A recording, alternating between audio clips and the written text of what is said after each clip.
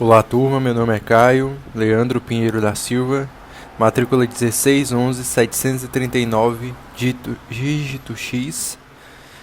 A disciplina é Direito Ambiental, da professora Blaine.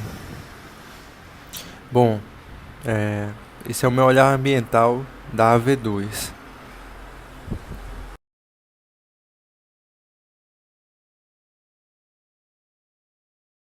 O tema do meu olhar ambiental, da AV2, é a difícil missão de responsabilização e reparação do dano ambiental.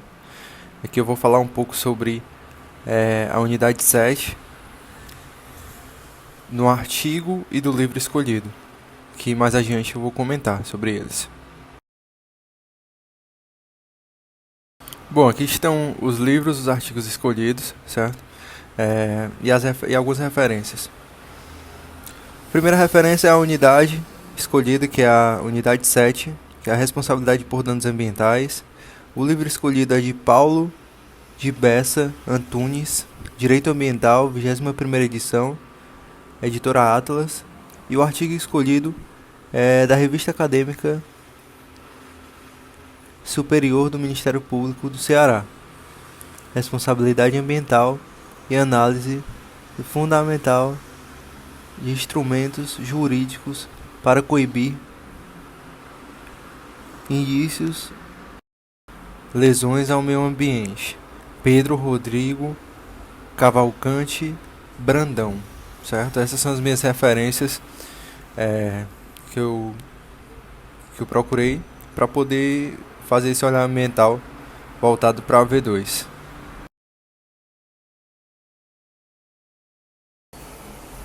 Bom, o sumário ele conta com a introdução, princípios, responsabilidade por danos ambientais, responsabilidade administrativa, responsabilidade penal, responsabilidade civil, dano e reparação, artigos científicos, bibliografia e a conclusão.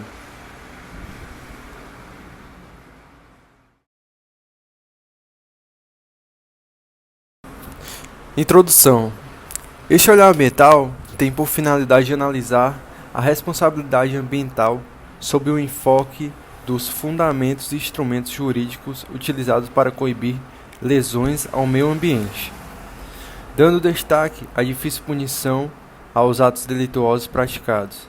Para tanto, pretende examinar os fundamentos jurídicos da responsabilização ambiental, a responsabilidade objetiva, solidária e integral civil, poder de polícia e o direito administrativo sancionador, e um panorama sobre a subsidiariedade do direito penal, a abrangência da responsabilidade criminal.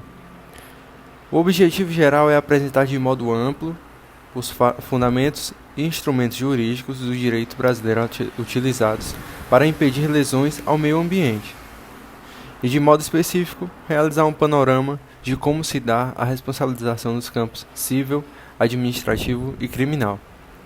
Aquele que causa um dano a terceiro deve arcar com os custos do malefício causado de forma proporcional ao sofrimento ou prejuízo imposto ao terceiro. Em termos de proteção ambiental, existem diferentes modalidades de responsabilizações ambientais. Primeiramente, a responsabilidade por lesões ao meio ambiente se divide em 3 grandes grupos, certo? Quais são eles? O administrativo, o civil no caso, e o penal. O direito ambiental tem recebido tratamento especial devido à conscientização que tem ocorrido nas últimas décadas, quanto ao seu caráter intergeracional e a necessidade de mudança de postura no sentido de preservar e punir infratores de normas ambientais.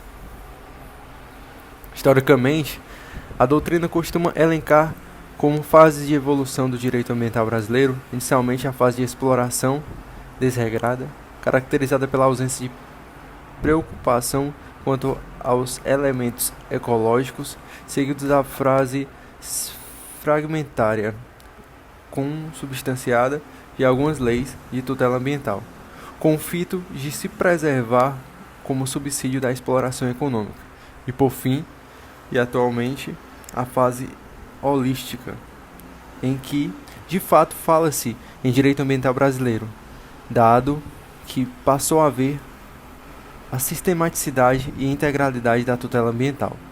Como marcos históricos, destacam-se a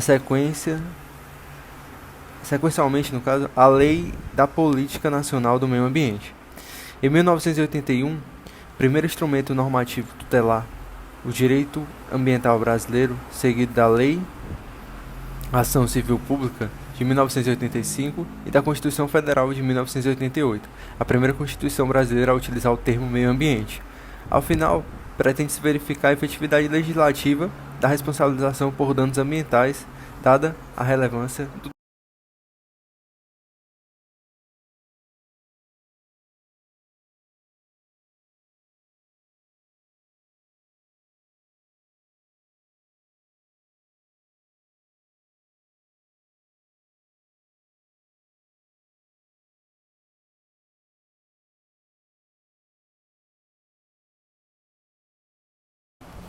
Bom, nesse slide eu coloquei alguns princípios que norteiam essa unidade, a unidade 7, de danos ambientais, certo?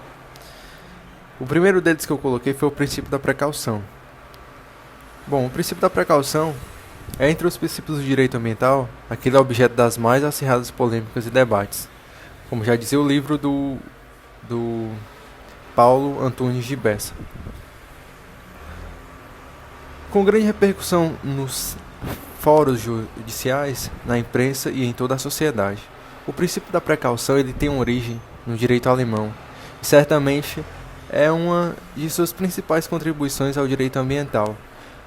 Foi na década de 70 do século XX que o direito alemão começou a se preocupar com a necessidade de avaliação prévia das consequências sobre o meio ambiente, dos diferentes projetos e empreendimentos que se encontravam em curso ou em vias de implantação. Daí surgiu a ideia de precaução. Na sua formulação original, o princípio ele estabelecia que a precaução era desenvolver em todos os setores da economia processos que reduzissem significativamente as cargas ambientais, principalmente aquelas originadas por substâncias perigosas. Outras formulações do princípio foram sendo construídas e, em pouco tempo, ela se expandiu para o direito internacional e para diversos direitos internos, inclusive o brasileiro. Apesar disso, é importante ressaltar que não existe um consenso internacional quanto ao seu significado. Contudo, é possível identificar nas diferentes visões alguns pontos comuns. Por exemplo, o banimento total pode não ser uma resposta proporcional ao risco potencial em todos os casos, como resultado no documento da Unesco elaborado sobre a matéria. O segundo princípio que eu coloquei, que eu especifiquei no tópico, é o princípio da responsabilidade. Qualquer violação do direito implica a sanção do responsável pela quebra da ordem jurídica. A Constituição Federal Brasileira estabelece no inciso 3º do artigo 225 a responsabilidade por danos no meio ambiente, embora não defina o caráter subjetivo ou objetivo dela. Esta questão restou delegada para a legislação ordinária que definiu como objetiva. Um ponto que merece atenção é o fato de que a responsabilidade no sistema jurídico brasileiro decorre de lei, contrato ou ato ilícito. A responsabilidade ambiental se divide em civil, administrativa e penal, que é, no caso, esse princípio é o que mais cai sobre o que a gente está falando agora. Outro princípio importante é o do poluidor-pagador, no reconhecimento de que o mercado nem sempre age tão livremente como supõe a teoria econômica, principalmente pela ampla utilização de subsídios ambientais, a saber, por práticas econômicas que são utilizadas em detrimento de qualidade ambiental. e que diminui artificialmente preços de produtos e serviços, fez com que se estabelecesse o chamado princípio do poluidor-pagador, que foi introduzido pela Organização para a Cooperação e Desenvolvimento Econômico, mediante a adoção aos 26 de maio de 1972 da Recomendação do Conselho Diretor, que trata de princípios dos aspectos econômicos das políticas ambientais. O PPP, que é o princípio do poluidor-pagador, parte da constatação de que os recursos ambientais são escassos e que o seu uso na produção e no consumo acarretam a sua redução e degradação. Ora, se o custo da redução dos recursos naturais não for considerado no sistema de preços, o mercado não será capaz de refletir a escassez. Assim sendo, são necessárias políticas públicas capazes de eliminar a falha de mercado, de forma a assegurar que os preços dos produtos reflitam os custos ambientais. Outro princípio é o princípio da prevenção. Esse princípio é próximo ao da precaução, embora com este não se confunda. O princípio da prevenção ele aplica-se a impactos ambientais já conhecidos e dos quais se possa com segurança estabelecer um conjunto de nexos de causalidade que seja suficiente para a identificação dos impactos futuros mais prováveis. Com base no princípio da prevenção, o licenciamento ambiental e até mesmo os estudos de impacto ambiental podem ser realizados e são solicitados pelas autoridades públicas, pois tanto o licenciamento quanto os estudos prévios de impacto ambiental são realizados com base em conhecimentos acumulados sobre o meio ambiente. O licenciamento ambiental na qualidade de principal instrumento apto a prevenir danos ambientais, age de forma a evitar, especialmente minimizar e mitigar danos que uma determinada atividade causaria ao meio ambiente, caso não fosse submetida ao licenciamento ambiental.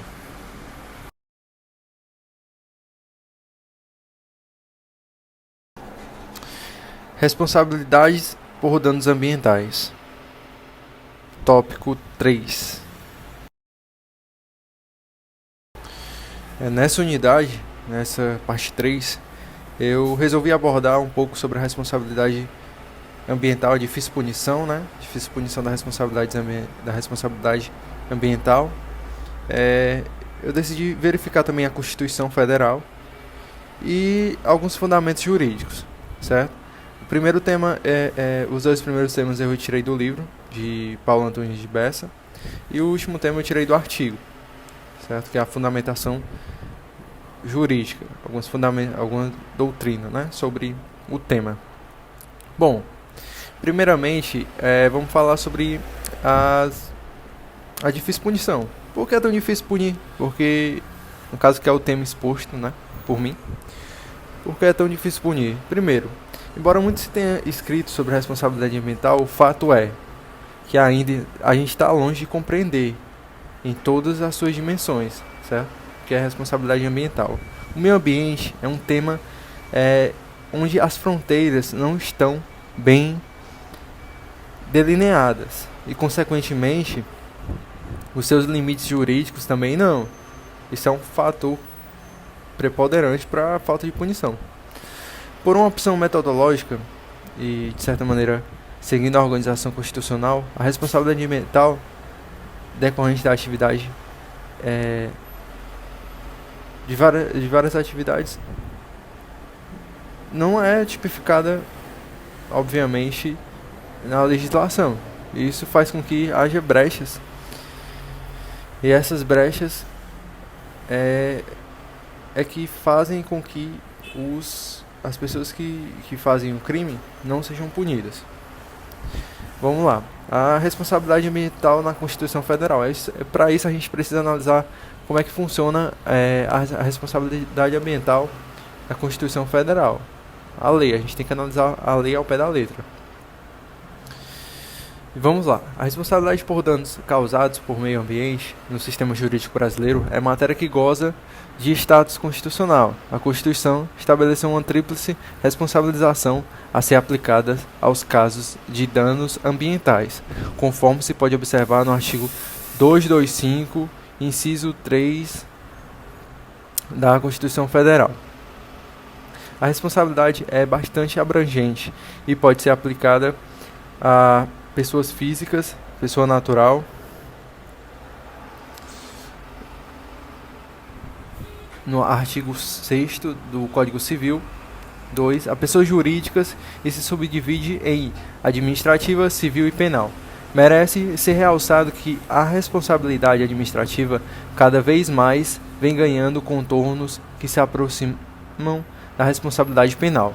Muito embora a Constituição não defina se o regime de responsabilidade civil é objetivo ou subjetivo, a Lei PNMA definiu como objetivo e, portanto, independente de culpa, como se depreende do artigo 14, inciso 1 da Lei 6.938, de 31 de agosto de 1981.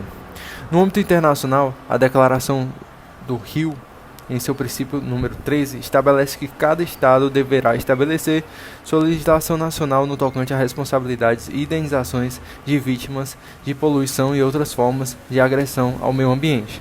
Além disso, os Estados deverão cooperar na busca de uma forma expedita e mais determinada de desenvolver a legislação internacional adicional, referente a responsabilidades e indenizações por efeitos adversos de dano ambiental, causado por atividades dentro de sua jurisdição ou controle a área fora de sua jurisdição.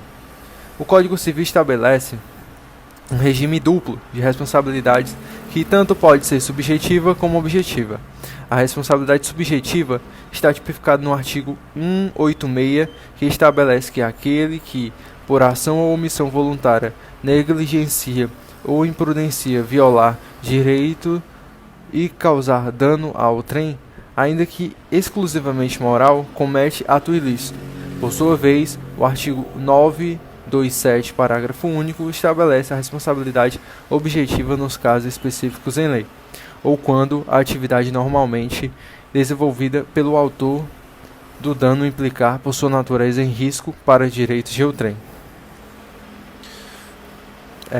Vamos lá agora falar um pouquinho sobre, no tópico 3, sobre os fundamentos jurídicos de responsabilização ambiental. No caso, parte dele foi extraído do artigo de Pedro, certo? O artigo que eu já informei, só para dar mais ênfase a ele,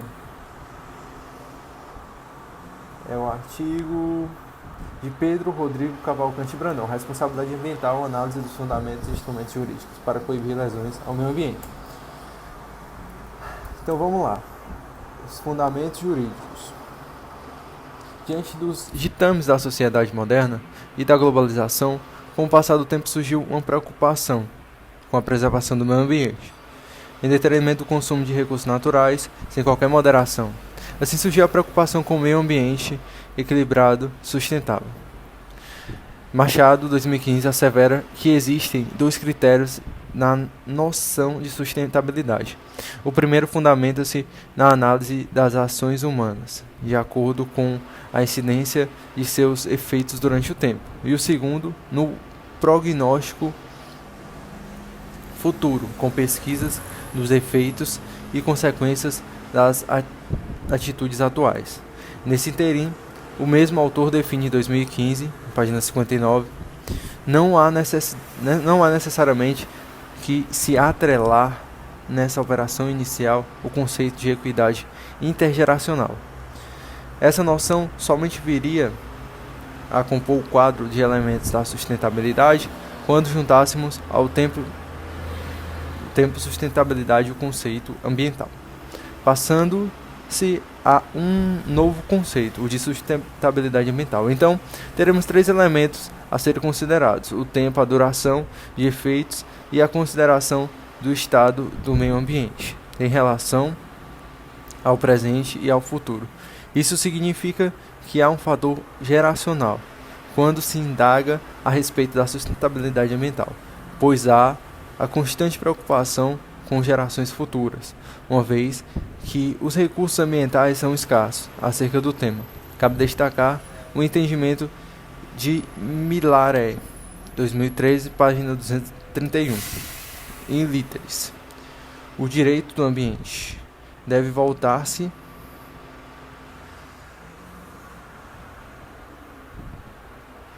para a gestão ambiental, cujo a incumbência consiste na aplicação de novas técnicas jurídicas, administrativas, econômicas, sociais, éticas e políticas para salvaguardar dos ecossistemas e seus recursos, com o intuito de garantir o prosseguimento da vida de sua boa qualidade em todos os tempos e lugares da Terra. Nossa casa comum, desse modo, com o fito de assegurar o meio ambiente ecologicamente equilibrado, o desenvolvimento sustentável restou a necessidade de criar mecanismos de controle para que as regras de proteção não fossem descumpridas e, caso isso ocorresse, que as responsáveis fossem devidamente responsabilizados, não obstante a primordial reparação do dano realizado. Com isso surgiu a figura da responsabilidade ambiental, tipificado no artigo 225, inciso 3 da Constituição Federal de 1988, certo? As condutas e atividades consideradas lesivas ao meio ambiente sujeitarão os infratores a processos, pessoas físicas e jurídicas, a sanções penais e administrativas. INGE 181, Revista Acadêmica da Escola Superior do Ministério Público do Ceará, pendente da obrigação de reparar os danos causados. Verifica-se, então, que na tutela constitucional do meio ambiente há a previsão de uma tríplice responsabilidade, consistente em sanções penais, administrativas e civil. Para Fiolino, 2018, o ponto em comum entre os três tipos de responsabilidade é a antijuridicidade, ao passo que se diferencie no sentido da aplicação do regime jurídico específico ao ato praticado e o meio pelo qual o Estado aplicará as normas legais. Isto é, o objetivo da reprimenda é diferente. A sanção no âmbito administrativo sugere que o objeto de tutela será interesse da administração pública, enquanto que a penal poderá implicar em limitação da liberdade e a civil em privação do patrimônio ou restrições de direitos. Por sua vez, Brauner e Silva, 2016, afirmam que do citado dispositivo constitucional extrai que existem três esferas do direito ambiental, as quais sejam preventiva, relacionada à responsabilidade administrativa, a reparatória, quanto à responsabilidade civil, e a repressiva, no tocante à responsabilidade criminal. Entende-se que, pelo viés preventivo, são necessárias medidas por parte do Poder Executivo para controlar atividades causadas de significativa poluição, conceder o licenciamento ambiental, exigir o estudo prévio do impacto ambiental e os relatórios e fiscalização de atividades poluidoras, enquanto cabe ao Poder Legislativo, dentre outras funções, elaborar normas ambientais, controlar os atos da administração pública e provar o orçamento das agências ambientais. Já com relação às esferas reparatória e repressiva, cabe ao Poder Judiciário julgar ações cíveis públicas e ações penais ambientais e controlar a constitucionalidade das normas elaboradas pelos demais poderes, ao passo que a atribuição dos Ministérios Públicos firmar termos e ajustamento de conduta, instaurar inquéritos civis e propor as reprimendas judiciais cabíveis ao caso concreto.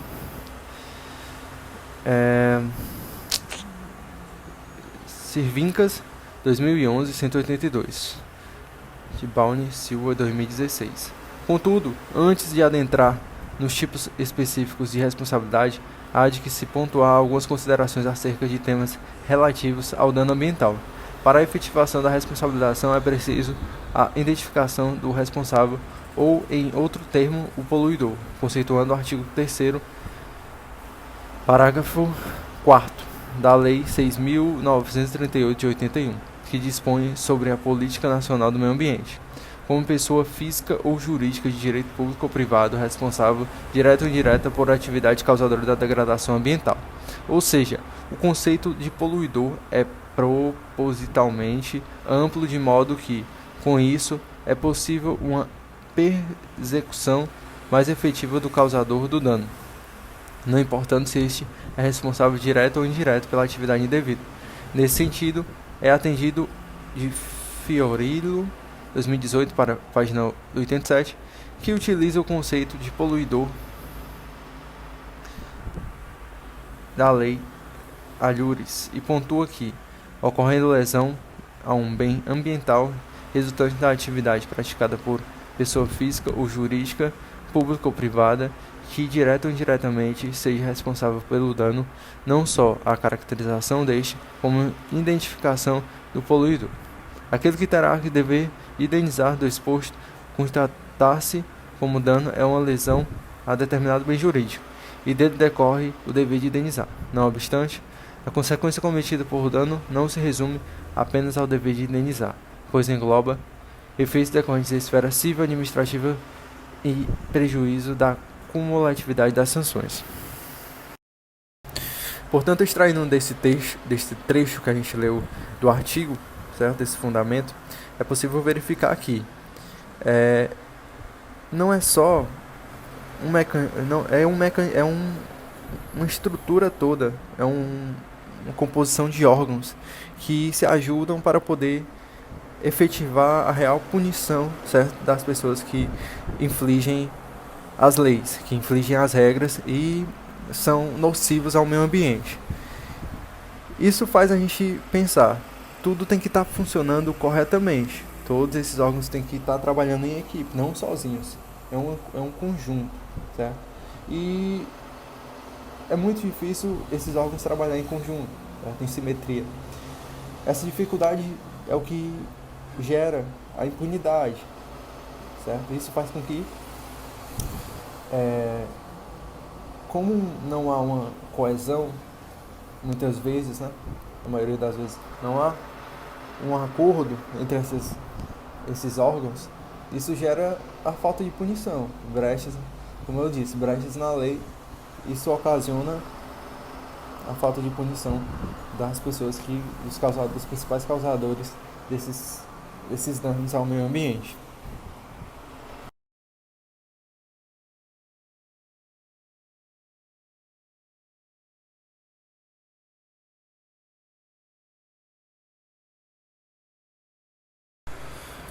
Bom, agora vamos falar sobre a responsabilidade administrativa ambiental, né?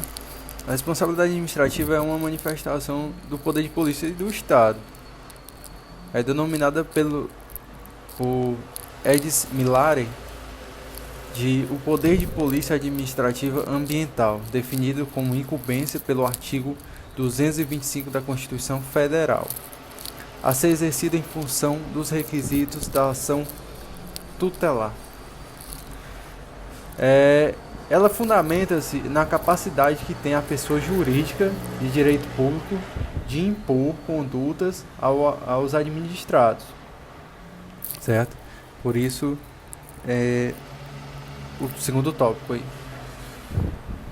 Esse poder administrativo é inerente à administração de todas as entidades estatais, União, Estados, Distrito Federal e municípios, nos limites das respectivas competências institucionais. Todas as entidades estatais, elas dispõem do poder de polícia, que é referente à matéria que lhes cabe regular, como cabe às 3 unidades proteger o meio ambiente. Também lhes incumbe fazer valer as providências de sua alçada, condicionando e restringindo o uso de gozo de bens, atividades e direitos em benefício da qualidade de vida da coletividade, aplicando as sanções pertinentes nos casos de infringências às ordens legais das autoridades competentes. A infração administrativa é quando ao descumprimento voluntário de uma norma administrativa, para a qual prevê a sanção, que é outro tópico aí que a gente está abordando, cuja imposição é decidida por uma autoridade competente no exercício da função administrativa, ainda que não necessariamente aplicada nesta esfera. A natureza administrativa de uma infração pela natureza da sanção que lhe corresponde, e se reconhece a natureza da sanção pela autoridade competente para impô-la. Não há como cogitar de qualquer distinção substancial entre infração administrativa e sanção penal. A sanção administrativa é a providência gravosa prevista em caso de incursão de alguém em uma infração administrativa, cuja imposição é da alçada da própria administração. Isto não significa, entretanto, que a aplicação de sanção, isto é, concreta efetivação, possa sempre se efetuar por obra da própria administração. Com efeito, em muitos casos, se não for espontaneamente entendida, será necessário recorrer à via judicial para efetivá-la, como ocorre, por exemplo, com uma multa a qual não for paga, só poderá judicialmente ser cobrada. Falando dos sujeitos, a gente pode... Os sujeitos, no caso da responsabilidade administrativa, eles podem ser dois. Pode se tratar de pessoa física ou jurídica, e também pode se tratar de direito privado ou direito público. As pessoas jurídicas, a partir do momento em que a lei determina a responsabilização tanto de pessoas físicas quanto de pessoas jurídicas, não nos restam dúvidas de que a teoria da responsabilização do agente deve ser aplicada às duas categorias. Para que alguém seja administrativamente sancionado ou punido, seja quando se trate da sanção aplicada por autoridades judiciais, seja quando cogite as sanções impostas por autoridades administrativas, é necessário que o agente se revele culpável. Tem que ter evidências para poder culpar ele. Evidentemente que se exige uma ação ou omissão do agente para efeitos de responsabilidade. A omissão há de significar uma violação de um dever de agir, como eu já falei acima.